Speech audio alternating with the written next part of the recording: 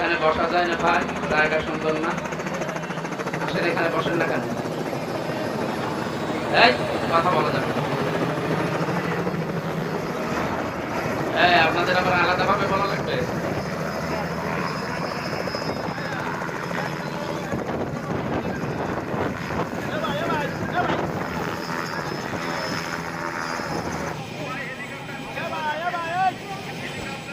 إن الحمد لله والصلاة والسلام على رسول الله أما بعد فأعوذ بالله من যদিও যারা পালিয়ে গেছে তারা বাইরে যে এখন আর কাজ কাম নেই, কি করবে? এই মলম সাংবাদিক কিছু আছে হকার, এদেরকে দিয়ে এই দেশে সাম্প্রদায়িক সম্প্রীতি নেই, নষ্ট হয়ে গেছে, হিন্দুদের উপরে জুলুম নির্যাতন চলছে, এই কথা তারা বিশ্বের মোড়লদেরকে শোনাতে চায়। আপনারা দেখেছেন কিছুদিনের ভেতরে ভয়েস অফ আমেরিকা এবং মাইক্রোসফট, এগুলো সব খ্রিস্টানরা চালায়, ইহুদিরা চালায়। তারা আজ রিপোর্ট দিচ্ছে 257টা দেশ আছে পৃথিবীতে যে সবচাইতে বেশি সাম্প্রদায়িক সম্প্রীতি নিয়ে বসবাস করে বাংলাদেশের মানুষেরা। তাহলে আমাদের এই পাশের যারা আছে, আমাদের এই প্রতিবেশী যারা, এরা এতদিন মিথ্যা কথা ছড়িয়েছে যে আমাদের এই দেশে নাকি সংখ্যালঘু নির্যাতন হয়। এখন অনেক হিন্দু পর্যন্ত মুসলমানের অনুষ্ঠানে এসে বলছে, না আমরা আগস্টের 5 তারিখের পর থেকে সবচাইতে নিরাপদে আছি। কয়েকদিন আগে আমির জামাত ডক্টর শফিকুর রহমান হাফিজাহুল্লাহ উনি গায়বান্ধা গিয়েছিলেন, একজন হিন্দু পুরোহিত ঠাকুর।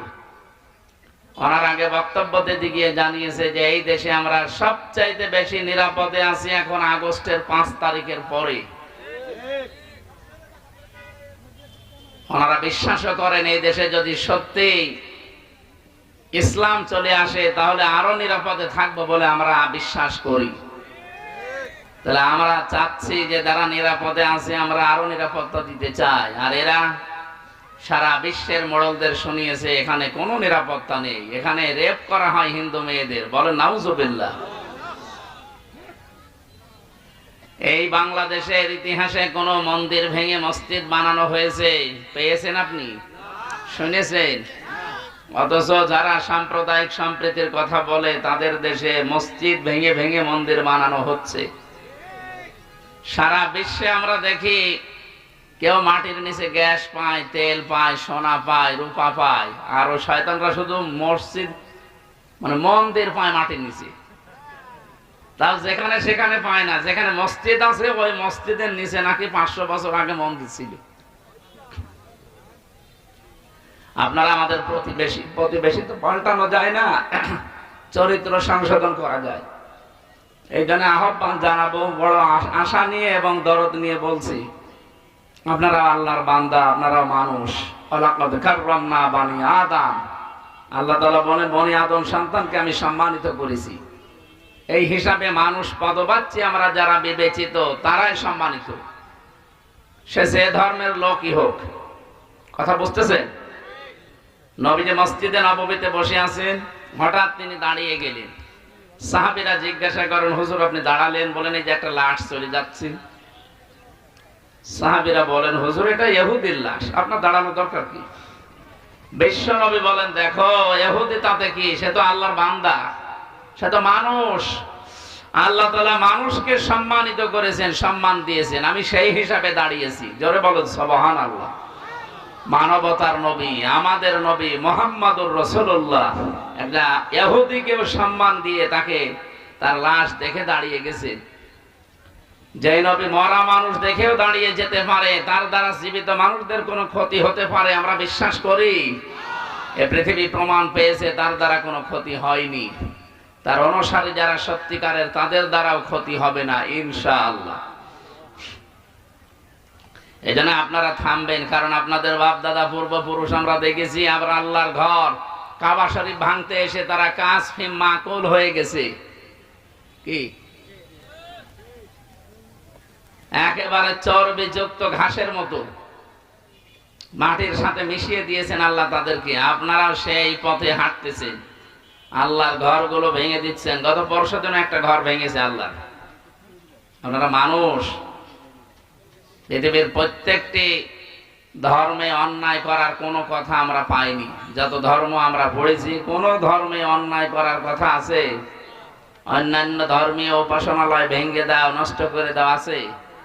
অথচ ভারতে অনেক খ্রিস্টানদের গির্জা পর্যন্ত ভেঙে দেওয়া হয়েছে। ডোনাল্ড ট্রাম্প এই লোকটা এখন ক্ষমতায় আছে। উনি দেখেছেন ভারতের এই বুকে উগ্রপন্থী হিন্দুরা তাদের মেয়েদের, খ্রিস্টান মেয়েদের উলঙ্গ করে হাঁটিয়েছে। ট্রাম্প সাহেব জাতে মাতাল হলো, কিন্তু তালে ঠিক আছে। কথা বোঝেন আমার? জাতে মাতাল হলো, তালে ঠিক আছে। ওর কথা কিন্তু ভোলেনি। অলরেডি ঘোষণা দিয়েছে আগামী জানুয়ারির 20 তারিখে, এই যে 20 তারিখ আসতেছে ওর শপথ, এরপরেই নাকি ভারতের 16 লক্ষ মানুষ আছে ওখানে, সব ভারতীয়দেরকে পাঠিয়ে দেবে। দাদা ধুতি খুলে যাবে। এই জন্য চিন্তা ভাবনা করে সামনে আগাবেন। এগুলো এমনি এমনি করছে না। যিনি চলে গেছে উনি তো আর বসে নেই, আর খালি হাতে উনি যায়নি। যাওয়ার সময় 14টা ব্রিফকেস নিয়ে গেছে, সবগুলো ছাই আর মাটি ভর্তি ছিল। হ্যাঁ, কে নিয়ে গেছে আপনি টের পাচ্ছেন? যাওয়ার সময়। ঠিক আছে স্যার, আল্লাহ হাফেজ। জি জি জি, এটা একটু সরিয়ে দেন, এটা একটু সরিয়ে দেন তো। না, একজন বসিয়ে দেন এখানে। ঠিক আছে, এখানে থাকে, এখানে দেন, পেছনে দিয়ে দেন। হ্যাঁ, এদিকে সরে আসেন, সরে আসেন। এখানে যারা দাঁড়িয়ে আছেন সব বসে পড়বেন। হ্যাঁ, বসেন বসেন। আর এগুলো এত মূর্তি ভাঙার পরও দাঁড়িয়ে থাকে, এদের আবার ভাঙা লাগবে নাকি? আশ্চর্য, খালি টাকাগুলো লস হয়েছে। কুষ্টিয়ায় যেটা বানিয়েছিল 5 রাস্তা মোড়ে, এটা একটু শক্ত বেশি। শয়তান এত শক্ত, ভাঙা যাচ্ছিল না, শেষ পর্যন্ত ভেগও দিয়ে এনে ভেঙেছে। কথা বলা যাবে না ভাই, যে যেখানে আছেন, দাঁড়িয়ে আছেন, বসে আছেন, থাকেন, কিন্তু কথা বলবেন না। আমাদের এমনিতেই হেলিকপ্টারের সময় খুব বেশি নেই, আমরা 40-45 মিনিট সময় পাচ্ছি।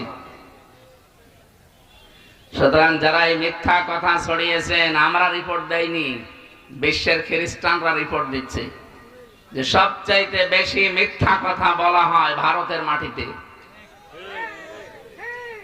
অনেককে দেখছি এখন সুর পাল্টিয়ে তারা বলছে না, ভারতকে দুর্বল মনে করা যাবে না। আর শয়তান, ওদের ইশারাই তো এই 15.5 বছর আমাদেরকে একেবারে নাস্তা নাবুদ করে ছেড়েছে।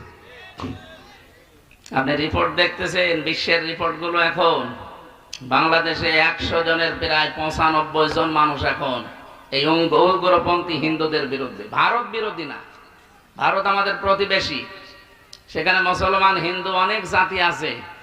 হিন্দু সাধারণ ভাই যারা, এরা একেবারে, কিন্তু যারা উগ্র, ওই মোদি দাদার মুরিদ যারা, এই মানুষগুলো এত উগ্র, মুসলমান গরু জবাই করে খেলে তাদেরকে জবাই পর্যন্ত করে ফেলেছে। গুজরাটে কত লক্ষ লক্ষ মানুষকে আপনি বিদায় করে দিলেন। কাশ্মীরে প্রায় লক্ষ লক্ষ মানুষ বিদায় করেছে ধোয়া তুলে। আল্লাহর ঘর, বাবরি মসজিদ পর্যন্ত ভেঙ্গে মাটির সাথে মিশিয়ে দিয়েছে। এনআরসির নামে হাজারো মুসলমানকে বিদায় করার জন্য নাগরিকত্ব বাতিল করে দিয়েছে। সর্বশেষ আল্লাহর কোরআনের 26টা আয়াতের বিরুদ্ধে কেস দিয়েছে এই উগ্রপন্থী এই হিন্দুরা। আমি আবার বলছি, সব হিন্দু নয়, উগ্র যারা জঙ্গি, যারা সন্ত্রাসী, এই মানুষগুলোকে তামাম দুনিয়া ঘৃণা করে, আমরাও ঘৃণা করছি। সুতরাং আল্লাহ আমাদেরকে মানুষ বানিয়েছেন, দল মত নির্বিশেষে আজকের এই অনুষ্ঠান মুন্সি এশারত আলী সাজিয়েছে।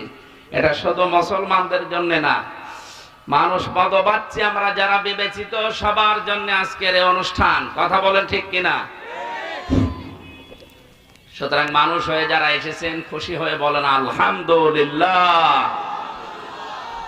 আমার যেহেতু চাপ বেশি এখন সারা দেশে, তো আপনাদের আলোচক, আরো বড় বড় আলোচক আছে, মুফতি জসিমউদ্দিন রহমানী সাহেব আছে, মুফতি হারুন ইসহাক সাহেব আছেন, এই যে ছোট হুজুর আছে মাওলানা রফিকুল ইসলাম, প্রত্যেকটি বড় বড় আলেম আপনারা নিয়ে এসেছেন আলহামদুলিল্লাহ, যাদের কারণে আগে আলেমরা এই জমিনে কথা বলতে পারতো না। কই সে খেলা হবে, তারা কই?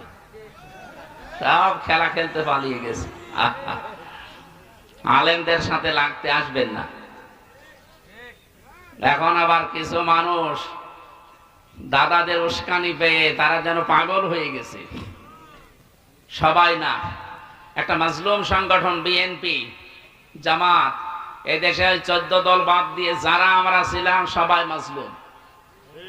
এই মাজলুম দলগুলোকে কেউ যেন ক্ষতিগ্রস্ত করবেন না। যারা ওই জালেমদের দল থেকে এসে এই সমস্ত দলগুলোতে যোগ দিয়েছে, আপনি দেখবেন সেই মানুষগুলো এখন এই দলকে ডোবানোর জন্য বিভিন্ন কায়দা কৌশল করছে।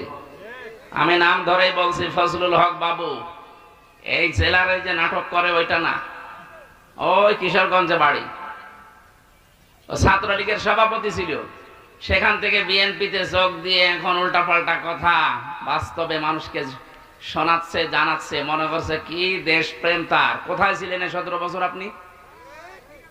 এই যে হারুন,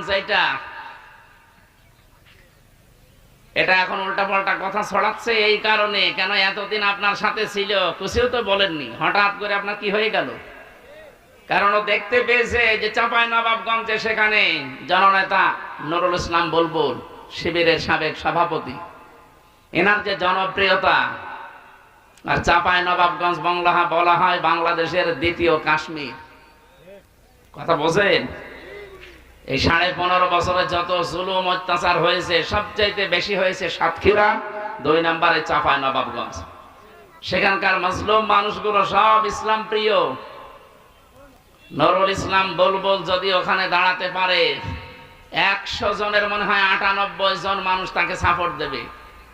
এই জন্য এনার মাথা খারাপ হয়ে গেছে, এখন আলেমদের পেছনে লেগেছে। যারা কোরআনের কথা প্রচার করে, এই শয়তান তাদের বলেছে এরা নাকি ধর্ম ব্যবসায়ী, এর ঈমান চলে গেছে। যারা আলেমদের এরকম উল্টাপাল্টা কথা বলতে পারে তার ঈমান নেই, কারণ আলেমরা নবীর ওয়ারিস। কথা বলছেন না কেন?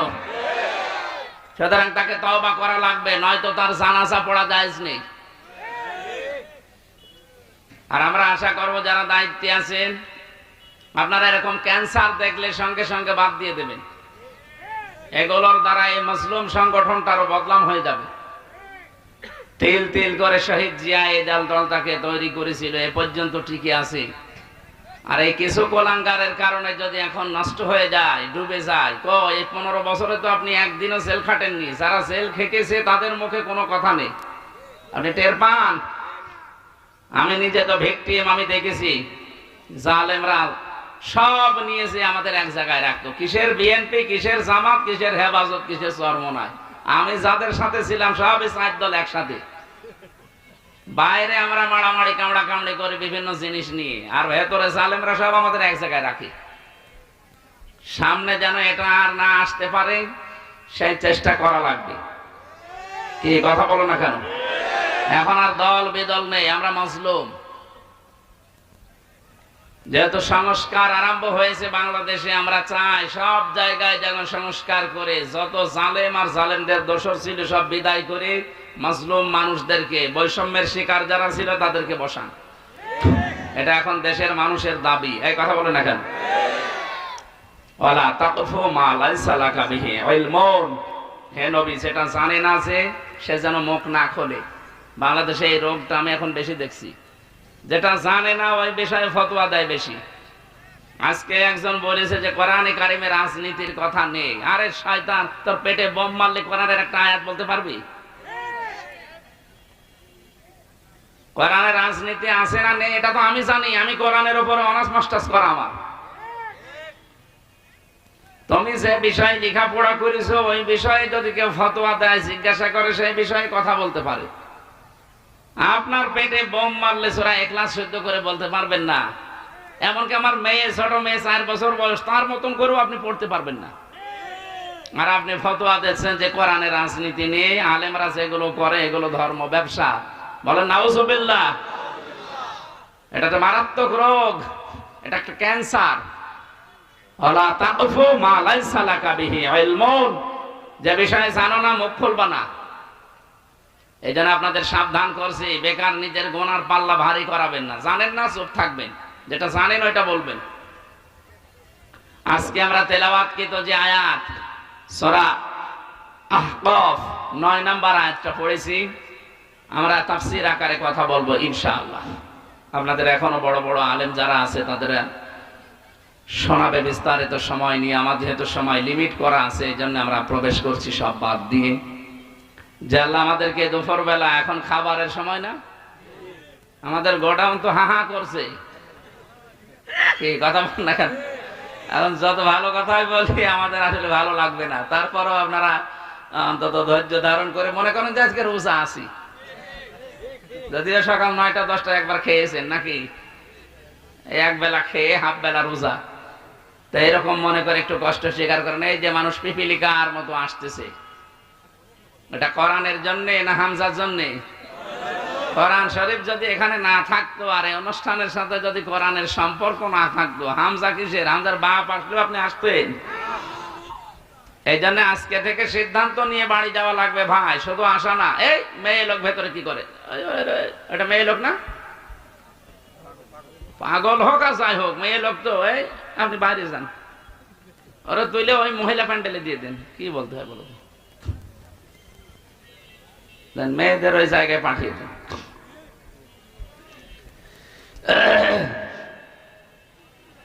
আমার ভাইরা, মানিত্তাবাল হুদা বিগাইরিল কুরআন আদাল্লাহুল্লাহ, তিরমিজি শরীফের হাদিস। নবীজি বলেন, কোরআনে কারীম যেখানে নেই, কোন মানুষ যদি ভালো হওয়ার নিয়ত সেখানে যায়, আল্লাহ নিজে তাকে খারাপ বানিয়ে দেয়। এখানে আলেম আছে যারা তাদেরকে জিজ্ঞাসা করেন, দল্লা শব্দ যদি নবী দিতেন, দল্লা দিলেও তো অর্থ হয়ে যেত, বাংলা অর্থ হয়তো আসতো, আপনি নিজেই নিজেকে খারাপ বানিয়ে ফেলেছেন। কিন্তু আদল্লা শব্দ যখন আসে, আদল্লা ইউদিল্লু বাবে ফাল থেকে, এর বাংলা অর্থ দাঁড়াবে আপনি হয়তো ভালো হওয়ার নিয়তে কোনো জায়গায় গিয়েছিলেন, কিন্তু সেখানে কোরআন ছিল না, কোরআনের কর্মসূচি ছিল না।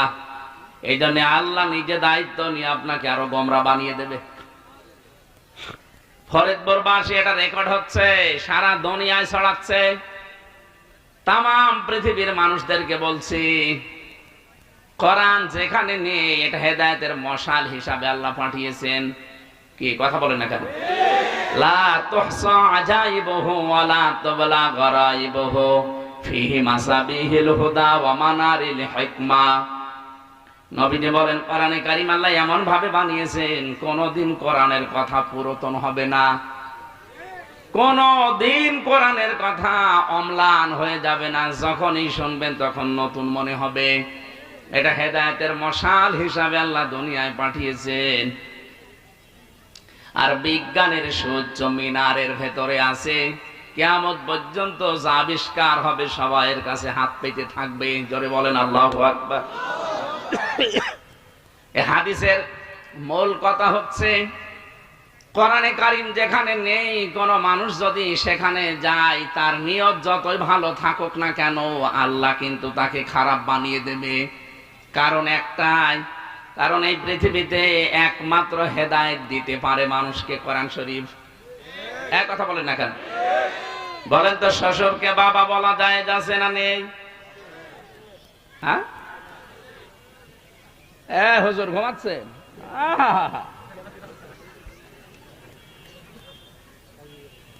ধ্যানে আছে? বলেন তো, শ্বশুরকে বাবা বলা যদি জায়েজ থাকে, নিজের বাবার সামনে যদি বারবার শ্বশুরকে আপনি আব্বা জান বলে ডাকেন, লোকে জিজ্ঞাসা করলে বলে এইটা কে? বলে এটা আমার আব্বা। আর এটা আমার চাচা। আপনি বাবাকে যদি শ্বশুরের সামনে চাচা বলে ডাকেন আর শ্বশুরকে বারবার আব্বা জান বলেন, বাবার মনে দুঃখ লাগার সম্ভাবনা নেই? আরো জোরে বলেন, আছে না নেই? আল্লাহ বলেন, আমি কোরআন দিয়েছি হেদায়েত দেওয়ার জন্য, সেইটা বাদ দিয়ে তুই কেন যেখানে কোরআন নেই সেখানে গেলি? এই জন্য যেখানে কোরআন শরীফ চলে না, আপনি যদি ভালো হওয়ার নিয়তেও যান, আল্লাহ আপনাকে খারাপ বানাবে। এর বাস্তব প্রমাণ বাংলাদেশ। এদেশে 48,000 পীর আছে, নাম করাটা আপনাদের জেলায়, আমি নাম নিলাম না। মানুষ কিন্তু অনেকেই ভালো হওয়ার নিয়েতে যায়, যাওয়ার পরে দেখা যায় আগে বিড়ি খেত না, এখন বিড়ি খায়। মানে ভালো হয়েছে না খারাপ হয়েছে? আমাদের কুষ্টিয়ার লালনের মাজার, মানুষ তো ভালো হওয়ার নিয়তে যাচ্ছে, আগে গাঁজা খেত না, এখন গাঁজা খায়। ও ভালো হয়েছে না খারাপ হয়েছে? কেন? কারণ কোরআন ওখানে চলে না, ওখানে বাবার নিয়ম নীতি চলে। আমার বাবা এই করেছে এই করেছে, এটা তো কাফেরদের কথা। যখন কোরআনের দিকে হাদিসের দিকে মানুষকে ডাকা হয়, হে নবী আপনি দেখবেন قالوا حسبنا ما وجدنا عليه آباءنا। ওই কাফেররা এই কথা বলবে না, আমরা আমার বাপ দাদা মুরব্বী পূর্বপুরুষের কাছে যা পেয়েছি ওইটাই আমাদের যথেষ্ট, তোমার কথা লাগবে না। এ কথা কাফেরদের। কাদের? এখন এই রোগ অনেক মুসলমানের ভেতরে ঢুকেছে। বলেন, কোরআন শরীফের কথা শোনালে বলে না আমার বাবা এই করেছে, আমার দাদা এই করেছে। তোর বাবাই বড় হয়ে গেল। ফরিদপুরবাসী, এই জন্য আজকে থেকে সিদ্ধান্ত নেওয়া লাগবে, যেই দরবারে কোরআনে কারিম চলে না, কোরআনের নিয়ম নীতি নেই, ওই দরবার যদি আমার বাবাও প্রতিষ্ঠা করে, ওখানে আমি আর নেই। হ্যাঁ, কথা বলছেন এখানে। ওখানে যদি আপনি বুঝে শুনেও থাকেন, না বুঝেও থাকেন, আপনাকে গোমরা বানিয়ে দেবে কে? আদাল্লাহুল্লাহ, আমি আল্লাহ নিজে বানাবো। হেদায়েত দেওয়ার একচ্ছত্র মালিকানা আল্লাহ নিজের হাতে রেখে দিয়েছেন। সে আল্লাহ যদি এ কথা বলে আমি তোকে খারাপ বানাবো, আপনাকে হেদায়েত দিতে পারে এমন কোন বাবা আর দুনিয়ায় আছে? দ্বিতীয় পয়েন্টটা বলবো, নাকি আন্দাজে অন্যদিকে নিয়ে চলে যাবেন? যে দরবারে কোরআন নেই, ওখানে গেলে যদি আপনাকে আল্লাহ খারাপ বানিয়ে দিতে পারেন, এই বাংলাদেশে যত রাজনৈতিক দল আছে, যেই দলে কোরআন নেই, কোরআনের কর্মসূচি নেই, ওখানে যদি কেউ ভালো হওয়ার নিয়তেও থাকে, তাকে খারাপ বানাবে কে? আল্লাহ। আজকের মাহফিলে রোদের ভেতরে এসে শুধু বসে থাকা না, সিদ্ধান্ত নিয়ে যাওয়া লাগবে। যেই দলে কোরআন নেই, কোরআনের কর্মসূচি নেই, ওটা যদি আমার বাবাও তৈরি করে, ওই দলে আমি নেই। কারা কারা পারবেন এ কথা রাখতে? দেখে আন্দাজ হাত তুলবেন না, সমস্যা আছে কিন্তু। যারা পারবেন তারা তোলেন। দেখেন তো হাত তোলেনি কে? ওই যে ওইটা হাত না তুলে বগলের ভেতর দিয়ে আছে। আলহামদুলিল্লাহ, ওয়াজ হয়ে গেছে। এছাড়া আবার কি ওয়াজ করবে? আপনি কোন আলেম নিয়ে আনবেন বলেন তো? এছাড়া ভালো ওয়াজ আছে আর দুনিয়ায়? যেখানে কোরআন শরীফ নেই, এখানে আমরা নেই। তাহলে এই দেশে তো কোরআন ছাড়া আর অন্য কিছু থাকার কথা। আমি জানি এবার অনেকের মন খারাপ হয়ে যাবে, মনে করবো কি বলে ফেললাম, আর কি করতে হাত তুললাম, আমি তো মুনাফিক হয়ে যাব। আমি আপনাকে বাঁচাতে চাইলাম। আমি দেখতে পাচ্ছি আপনি জাহান্নামে যাচ্ছেন। দুইটা তিনটা পাপ আছে দুনিয়ায়, যেগুলো করলে ডবল ডবল শাস্তি আল্লাহ দেবে। সূরা ফুরকান 68 নাম্বার আয়াতে আছে। আল্লাহ রাব্বুল আলামিন বলেন, আল্লাযীনা লা ইয়াদউনা মা'আল্লাহি ইলাহান আখার। এক নম্বরে রহমানের বান্দা যারা, তারা কখনো আল্লাহর সাথে অন্য কাউকে ডাকে না। যদি আল্লাহর সাথে অন্য কাউকে তারা ডাকে, তাদের শাস্তি হবে ডবল। এরপরের আয়াতে আছে 69 নাম্বার আয়াত, ইযাফ লাহুল আযাবু ইয়াউমাল কিয়ামাহ। রব্বুল আলামিন বলেন, তাদের শাস্তি আমি ডবল দেব যারা আমার সাথে অন্য কাউকে জুড়ে দেয়। এটা সারা বাংলাদেশে না হলেও এই জেলায় হয়। যা বলছি সবই তো এই জেলায় যাচ্ছে। সাথে আমি করবো কি? নাকে কোরআন শরীফ বাদ দিয়ে বাবার কাহিনী শুরু করব? দেখেন তো, যেটাই বলছি সবই এই জেলায়। কোরআন ছাড়া দরবার চলে এই জেলায়। আল্লাহ পাক ডাকে, আল্লাহর ডাকের সাথে অন্য কাউকে ডাকে, তাও এই জেলায়। নাকি বেশি বলে ফেললাম? জিকির করতে হলে এটা ইবাদত হিসাবে করবেন। আর শব্দ হিসাবে আমি 4টা পেয়েছি জিকিরের, সুবহানাল্লাহ, আলহামদুলিল্লাহ, লা ইলাহা ইল্লাল্লাহ, আল্লাহু আকবার। এর বাইরে জিকিরের শব্দ নেই। যদি কেউ নতুন করে কোনো শব্দ দিয়ে জিকির করতে চায়, কত জিকির বাংলাদেশে দেখি বানানো জিকির চলে, ইয়া আলী বাবা, শাহ আলী বাবা, খাজা বাবা, দয়াল বাবা, কেল্লা বাবা, ফতে বাবা। কোথায় পেয়েছেন ভণ্ডামি? জেলখানায় থাকাকালীন একজন আসামি পেয়েছিলাম, ওই যে নায়ক সোহেল চৌধুরী হত্যা মামলার আসামি মামুন। 25 বছর ছিল জেলে, আমার সাথে 3 বছর ছিল। একদম রাত 2:30-3টায় আমরা উঠি তাহাজ্জুদ পড়ার জন্য, আর ও উঠে জিকির করার জন্য।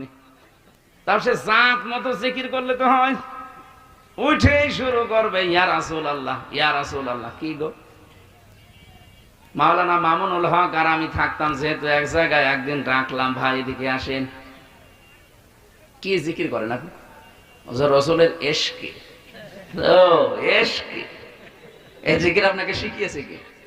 হুজুর 8 রশির মুরিদ, তিনি জেলে ছিল, সে আমাকে এই জিকির শিখিয়েছে যে রাসূলের ইশকে যদি ইয়া রাসূলুল্লাহ, ইয়া রাসূলুল্লাহ জিকির করো তাহলে তাড়াতাড়ি মুক্তি পেয়ে যাবা। দাও তুমি জিকির করো এই জেল থেকে বের হওয়ার জন্য। যাই হোক, আপনাকে যে শিখিয়েছে সে হয়তো জানে না, অথবা জানলেও ভুল জানে। জিকির ইয়া রাসূলুল্লাহর কোন জিকির দুনিয়ায় নেই। জিকির হবে আল্লাহর নামে। আরো জোরে বলেন, জিকির হবে কার নামে? আর রাসূলের নামে আপনি দরুদ পড়তে পারেন। রাসূলের নামে কি? সুতরাং মুসলমানেরা সাবধান, আজকে থেকে আল্লাহ বাদে আর কারো নামে জিকির করা। সুতরাং আমার তাহেরি ভাই যদি আপনাকে শেখায় যে কেল্লা বাবা, ফতে বাবা, দরকার হয় যেখানে পারেন সেখানে মারবেন। উনি যে জাহান্নামে যাচ্ছে, ডবল শাস্তি পাবে, আপনাকেও নিয়ে যেতে চাই। ফরিদপুর বাংলাদেশের ভেতরে একটা শিক্ষিত জেলা, সচেতন মানুষ আপনারা, কোন কারণে ওর সাথে আপনি জাহান্নামে ডবল শাস্তি পাবেন?